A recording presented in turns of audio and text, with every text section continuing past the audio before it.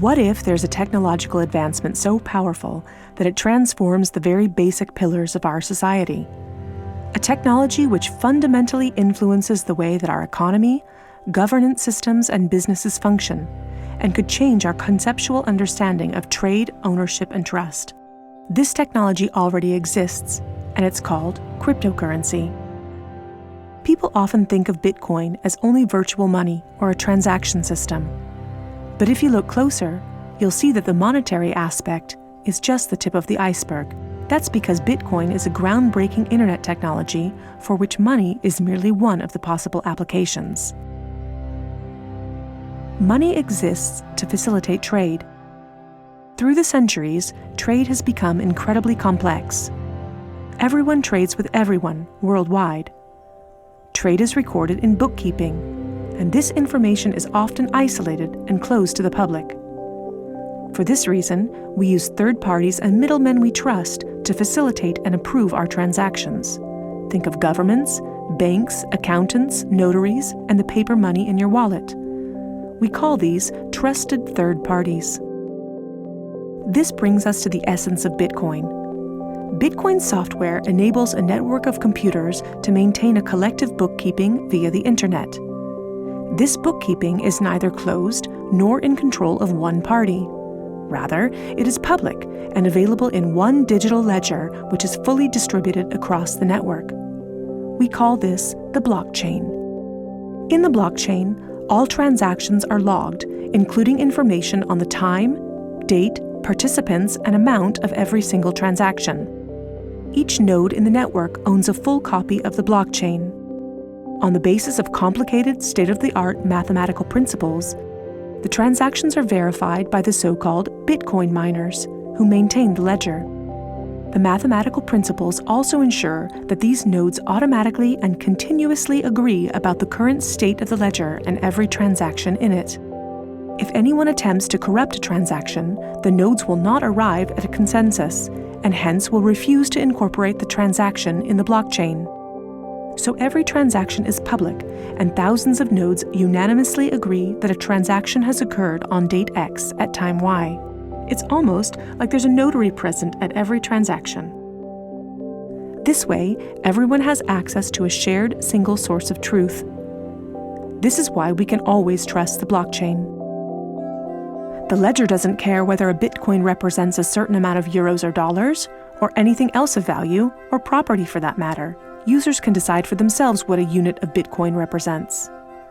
A Bitcoin is divisible in 100 million units, and each unit is both individually identifiable and programmable. This means that users can assign properties to each unit. Users can program a unit to represent a eurocent, or a share in a company, a kilowatt-hour of energy, or a digital certificate of ownership. Because of this, Bitcoin is much more than simply money and payments. A Bitcoin can represent many kinds of property: 1,000 barrels of oil, award credits, or a vote during elections, for example. Moreover, Bitcoin allows us to make our currency smarter and to automize our cash and money flows. Imagine a healthcare allowance in dollars or euros that can only be used to pay for healthcare at certified parties. In this case, whether someone actually follows the rules is no longer verified in the bureaucratic process afterwards. You simply program these rules into the money. Ergo, compliancy up front. The unit can even be programmed in such a way that it will automatically return to the provider if the receiver doesn't use it after a certain amount of time. This way, the provider can ensure that allowances are not hoarded. A company can control its spending in the same way, by programming budgets for salaries, machinery, materials, and maintenance so that the respective money is specified and cannot be spent on other things. Automizing such matters leads to a considerable decrease in bureaucracy, which saves accountants, controllers, and the organization in general an incredible amount of time. The programmable open character of Bitcoin allows us to completely rebuild and innovate our financial sector and our administrative processes, make them more efficient and transparent, and significantly decrease bureaucracy. But there's more. In an Internet of Things, our economy will be dealing with machines that actively participate in the economic traffic. In fact, they're already here. Think of a vending machine, or drones delivering packages. These machines are unfamiliar with the concept of trust, but Bitcoin is not. Because of Bitcoin, the drone can be 100% certain that it will deliver the package to the right recipient and know for sure that it's been paid for. And we can program the vending machine in such a way that it will automatically keep track of its supplies, order new supplies from the supplier, and pay for them automatically. Of course, you'll understand that this is only the beginning. Internet technology is disruptive and breaks the status quo. It opens markets and breaks the positions of middlemen all the time. Bitcoin and cryptocurrencies have caused a paradigm shift. It's time to explore this new technology constructively and critically, and openly discuss potential applications.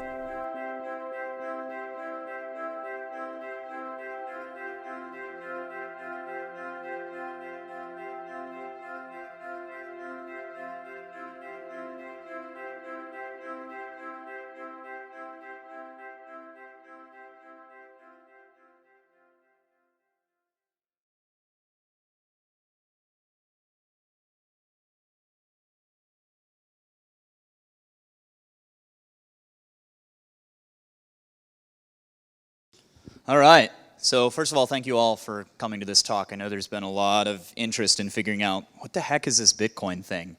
I'm going to do you one step further, and I'm going to tell you a little bit about why I think Bitcoin is one of the most significant innovations of our time. I got to go fast, so I got to jump straight to the point. That answer is trust.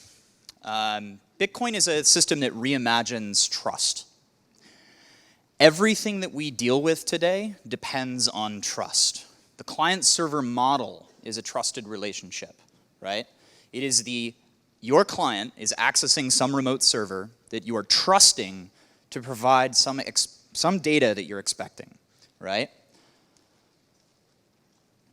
In finance, this is a very broad problem, this problem of trust. In finance, we call it counterparty risk. Those of you who might work in financial services, you're familiar with this. In economics, we call it the central planning problem. The further away the decision maker gets from the individual constituents, the less effective their decision-making capacity is. And in computer science, we call it the Byzantine generals problem. You have a cluster of nodes, a set of servers, or machines that are responsible for doing some sort of work.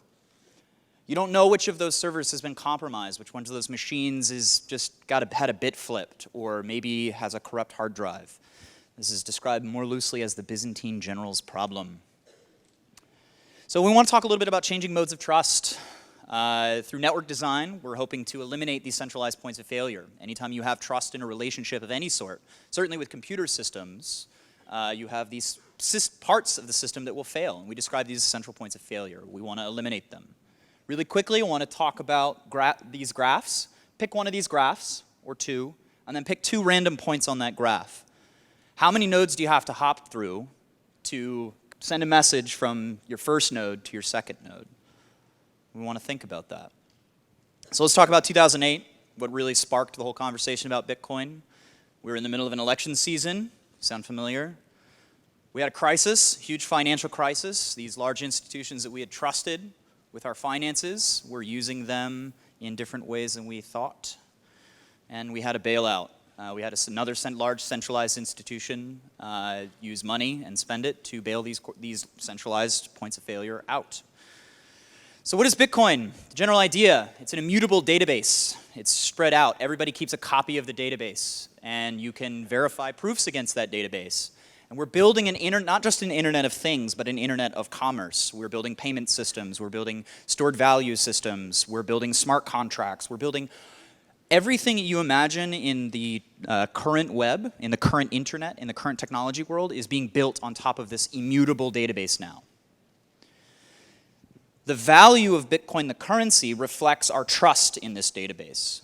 The currency price on the markets reflects how trustworthy that asset is. And the reason this works is really cool. Okay? There's three parts to it. You've got the blockchain data structure, which is all that it is. You have an economic incentive for its security, and a non-forgeable proof of work. It's a way to prove that you've done some degree of work. So let's talk about that proof of work. We can talk really quickly about it. It's very simple. It's pure entropy. It's randomness.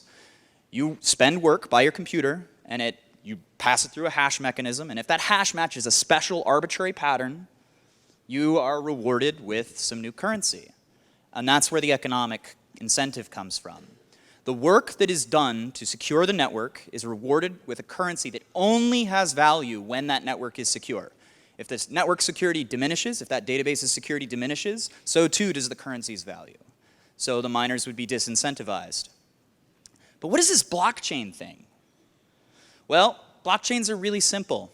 This is exactly how they were described for the very first time in the Bitcoin source code by Satoshi Nakamoto. That's just a data structure. But here's the trick. They're actually kind of slow and inefficient. You know, if you're trying to make a payment, at least in the modern world, you expect that payment to happen instantly. Banks manage to do it in about 3 days. Other systems can take weeks or longer, and they take significant fees because you have to jump a number of hops.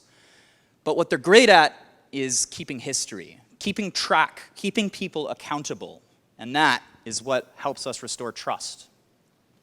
Bitcoin is a trust anchor. It provides a degree of certainty for any system that requires a shared perspective. And it's my belief that for that reason, Bitcoin is the most innovative thing that exists in our time and will continue to be so.